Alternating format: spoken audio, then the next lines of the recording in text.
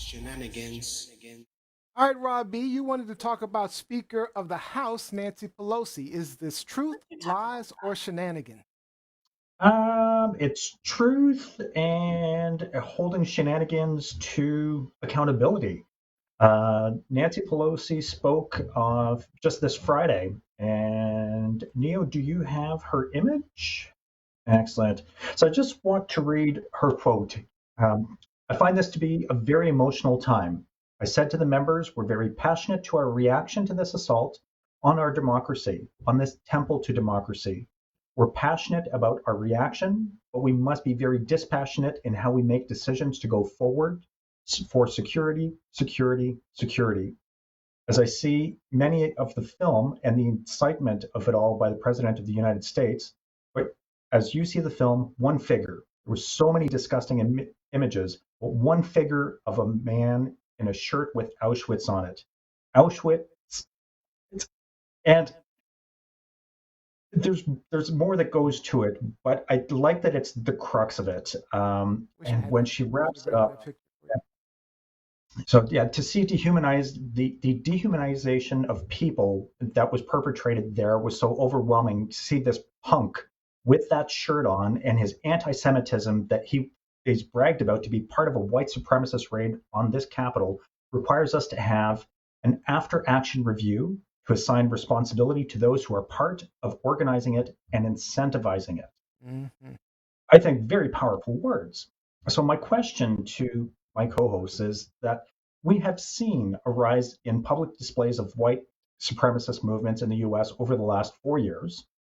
Is this time for lawmakers to be taking a more aggressive stance on stamping out hate groups like the KKK, the neo-Nazis, white nationalists? The list goes on and on. But Proud. is this the time for lawmakers to really be aggressive on stamping out these hate groups? Let's start with, Liz.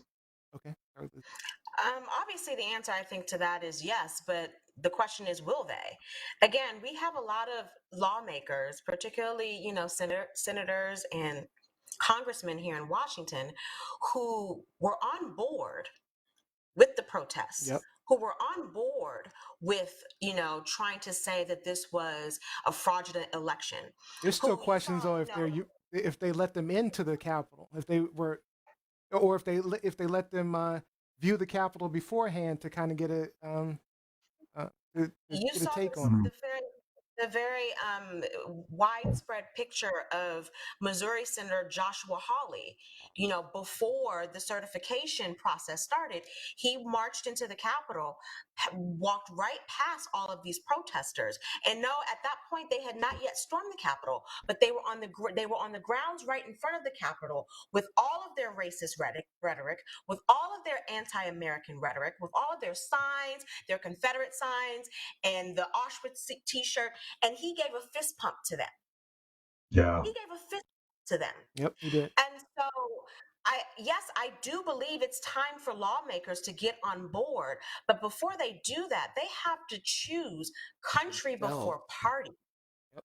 They have to choose country before party. And that was the biggest problem with a lot of these people, with a lot of these lawmakers on January 6th. They went in there, they were thinking about, because I don't even think a lot of them even really believe in what Donald Trump says, what he believes, what he stands for, his ideology. But the fact that he is a part of the Republican Party and their constituents voted for Donald Trump, they are, panning to their party base. And so they feel like, okay, I can't speak out because then I'm going to lose votes. And so we have to get back to the point where we are thinking more about the American people than your political office. So Representative, I want to jump in. I'll let you go next, Yanni. But Representative Ocasio, Alexandria Ocasio Cortez, put out an Instagram post where she said that she was scared that the white supremacists in the House of Representatives were going to give her up and turn her in. She was scared for her life. This was an Instagram post that she put out. I was actually tried to pull the video, but I had trouble with the video, so I couldn't add it to here. But she put that out, and she was scared. On top of that, Nancy Pelosi had another meeting with some of her constituents in San Francisco, and she said, "I thought it was this is quote I thought it was going to be an epiphany for those who were in opposition of our democracy to see the light. Instead, it was an epiphany for the world to see that there are people in our country led by this president for the moment who have chosen their whiteness over democracy." And she Yeah. said, that is what this is about. I But can mean, you go back? Who was that said that they were scared for their life? Alexandria Ocasio-Cortez. So AOC, when she said that, what do you know what Ted Cruz's response to that was? What was that? He called her a liar. He called her a liar. He tweeted out that she was a liar. So this is what I'm saying. We have people who are choosing their political affiliation or choosing their fan base, because he couldn't come out and say, I agree with you. I too was afraid for my life, because we were in the same building. They were in the same building. They faced the same threat, but he couldn't acknowledge that. Again, he went at her, called her a liar, a bunch of whole other names. And so it's just like, okay, yeah, these people need to get on board, but they're not ready to lay down their political ideologies to do that. Yeah. All right, Johnny Storm, let you get in here. Sorry about that.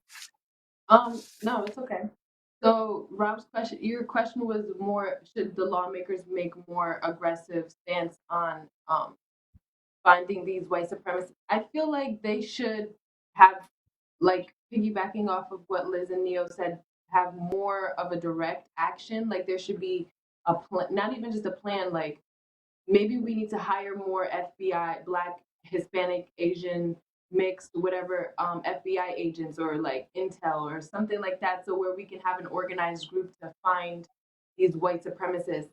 I feel like they outnumber the people that are in the Black people that are in the jail systems that have done things like selling weed or selling a gram of like stuff like that. So I feel like we can replace them.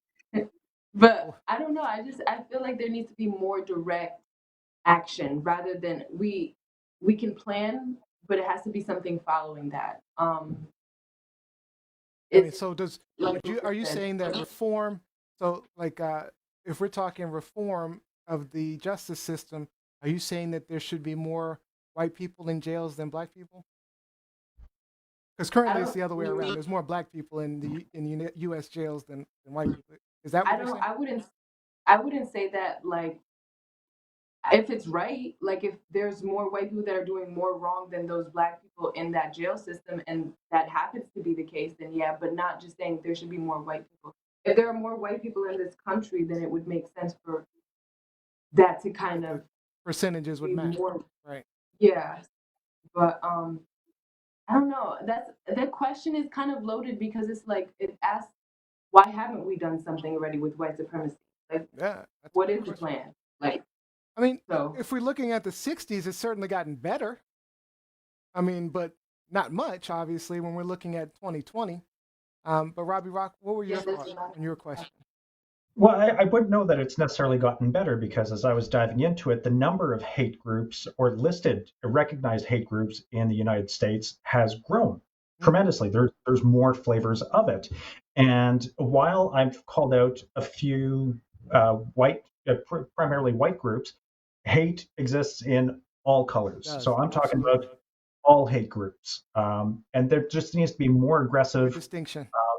There needs to be more aggressive laws on the books when dealing with this. Neo, I don't know if you were able to get something together with the two links I sent you at the last minute. If not, I will share them in Facebook. Mm-hmm. Yeah, no problem. So I'm going to post two links up in the Facebook feed right now. And essentially, in Canada, the NDP party is has started up a petition for people to lend their voice to stamping out these white supremacist movements in Canada. In the US, the Anti-Defamation League is more on board with that. And there's just some valuable information. If you want to be involved, you can be involved. And please go check out those links that I provided on the Facebook feed and lend your voice to a good cause, stamping out hate. All right, let me get some of these comments in. So Zuleika says we need to get rid of political parties altogether. Gary Winter said, "Why get rid of political parties?" But Kevin Thaxton says other countries have more than just two political parties, and that's very true. And Mike Winter says, "And pluralist governments suck; they cannot do anything." That's not a. Hey, you might be right on that one actually, because they do struggle trying to get something done. It's actually, you might be right. Ade says AOC's video speaks truth to power. Also, Zuleika says I'd be okay with more than just two. Either or has not been working.